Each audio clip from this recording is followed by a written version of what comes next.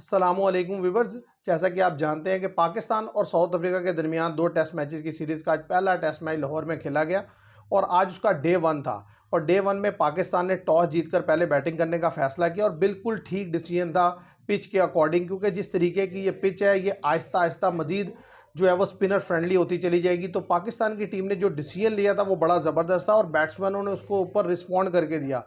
और सबसे बड़ी बात यह है कि अगर मैच समरी पर नज़र डाली जाए तो शान मसूद ने कैप्टन इनिंग्स खेली, 76 रन बनाए, इमामुल हक ने 93 रन बनाए।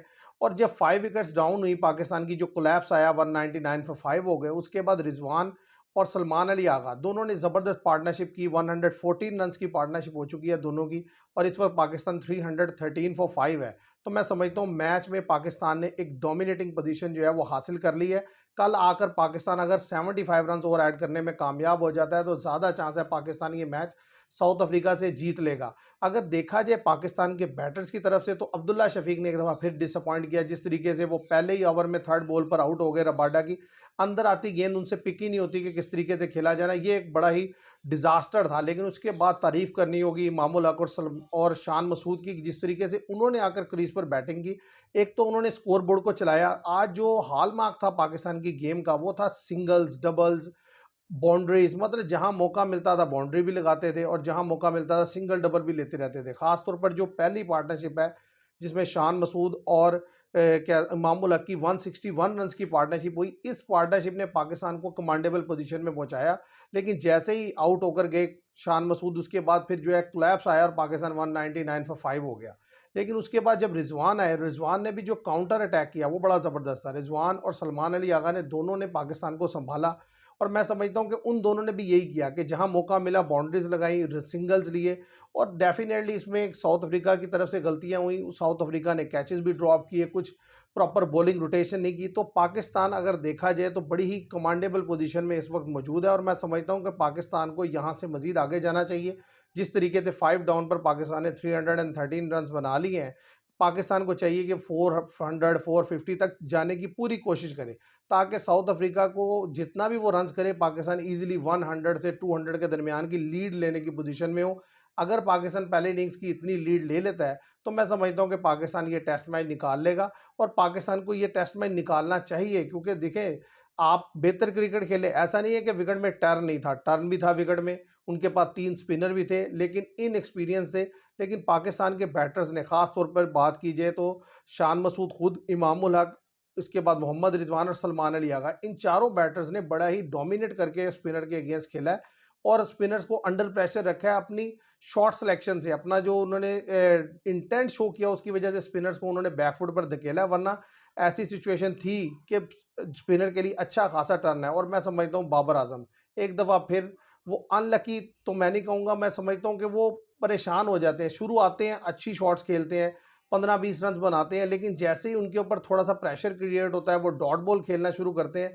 तो वो जो रमीज राजा कहते हैं ना, एक शेल में चला जाता है प्लेयर, तो वो एक किस्म का अपने ऊपर एक शेल चढ़ा लेते हैं, फिर वो उसी तरीके से गेंद रोकते चले जाते हैं। अब जिस ओवर में वो आउट हुए वो मुसलसल बॉल रोक रहे थे, यानी कि और कुछ एक दो शॉट्स उन्होंने खेलने की भी कोशिश की तो वो सिंगल नहीं आया और फिर वो देखें उनसे बॉल मिस हुआ और वो एलबी हो गए। मतलब वो ऑफ ब्रेक बॉलर के अगेंस्ट भी स्ट्रगल करते हैं। अंदर आती बॉल चाहे फास्ट बॉलर की हो चाहे ऑफ ब्रेक बॉलर की हो, वो स्ट्रगल करते हैं। और मैं समझ रहा था कि जिस तरीके से वो खेल रहे थे वो बेहतर कर जाएंगे, लेकिन एक दफ़ा फिर जो है उनको आउट होकर जाना पड़ा। अभी खैर उनके पास अगली इनिंग्स होगी, उसके अलावा नेक्स्ट टेस्ट मैच है।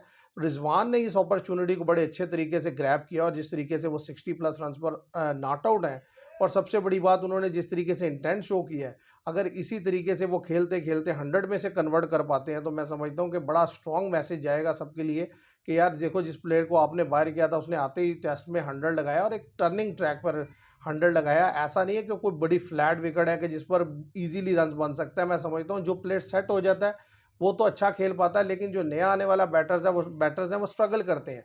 तो इसीलिए जब अगर विकेट इनमें से गिरी तो अगले आने वाले जल्दी आउट होंगे।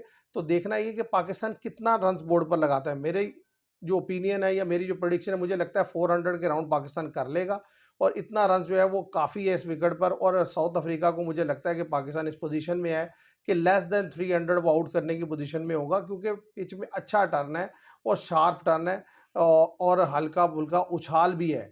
और साउथ अफ्रीका की जिस तरीके से बॉलिंग इनएक्सपीरियंस है, ऐसे ही बैटिंग भी इनएक्सपीरियंस है।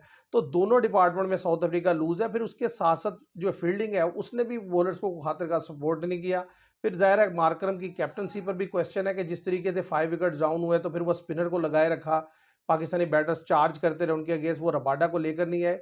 तो काफ़ी सारी गलतियां भी उन्होंने की और कुछ पाकिस्तान ने क्रिकेट बड़ी आउट क्लास किस्म की खेली। मतलब पाकिस्तान इस तरह की क्रिकेट खेलता नहीं। अगर आप देखें 90 ओवर में 313 रन बनाने का मतलब ये है कि पाकिस्तान ने ऑलमोस्ट 3.45 के जो है वो स्ट्राइक रेट से बैटिंग की है।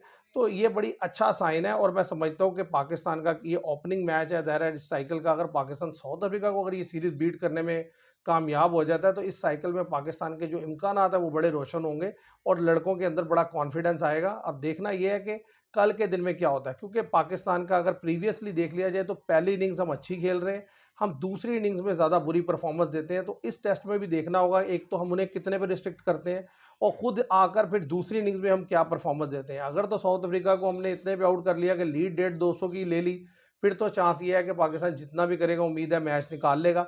लेकिन अगर साउथ अफ्रीका खेलते खेलते रन्स कर गया तो फिर देखना होगा कि पाकिस्तान कितना रन्स बनाता है अगली इनिंग्स में, क्योंकि सेकंड इनिंग्स में पाकिस्तान का जो पिछला ट्रैक रिकॉर्ड है वो अच्छा नहीं रहा।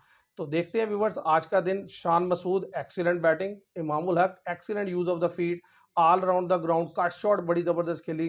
तो इन सब लड़कों को क्रेडिट जाता है। आज के लिए इतना ही, थैंक यू वेरी मच।